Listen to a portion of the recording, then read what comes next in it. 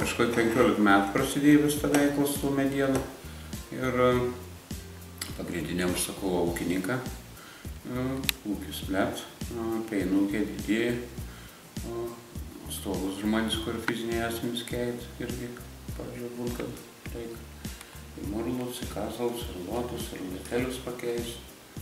O taip, iškai, judam, reikia patyti žmonėm. Pernai met buvo didelė vėjovarta čia Aleksandrijoje, tai žmonės nenori prarasti medienos ir atvežti tiesiog išpjauti savo produkciją.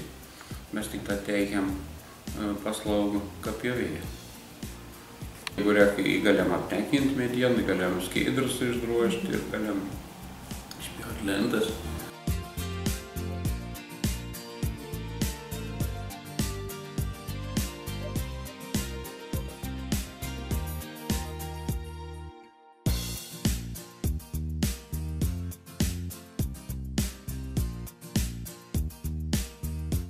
Statybinis blokelis pradėjom apie prieš 20 metų kažkur ir irgi vietinė rinka į užsienį praktiškai labai maža, tai išveža, esam kaimynas su Latvijai, tada į Latviją, o kažkiek nuperla labai nedaro. Didelė konkurencija ir, gamin Suomiją, gamin Lenką, Baltarusą, nėra tokios jau paklausos, ką būdavo seniau. Vien blokus statų, reikalavimai ir kad būtum, ką pasakyti, pens apsaugots nuo išorės, sutvarkyts, kad būtum plytelėm išklėjauts ir perblokėlis ir susimūrė tus vien blokus, ūkinis pastatas, kiekvien namas pasistatė įvairiai.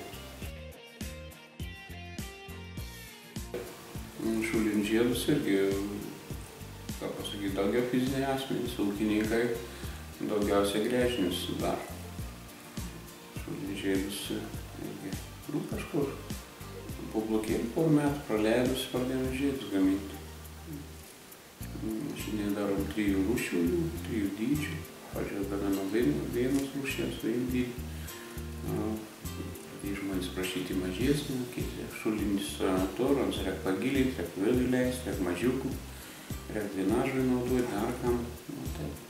Įvairiai būtų. Ir patys pristatau, jeigu to savo transporto ūkininkas, jis įveš pats. Čia susidarė reikalas. Taip pat gaminam žemės ūkio techniką, kultivatoriai, valutuvai, volai, balkiai lyginti laukams, ūkininkams, girdyklas, šėryklas, melžimo aikštelis galvijams, karvėm, kad būtų daugiau, ką pasakyti,